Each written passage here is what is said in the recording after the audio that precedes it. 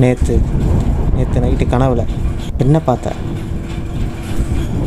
நம்ம ஃப்ளைட்டில் போகிற மாதிரி, நம்ம வீட்டுக்கு பெயிண்ட் அடித்த மாதிரி, எனக்கு கேர்ள் ஃப்ரெண்ட் செட் ஆகிற மாதிரி எதாவது பார்த்தியா? சொல்கிறா.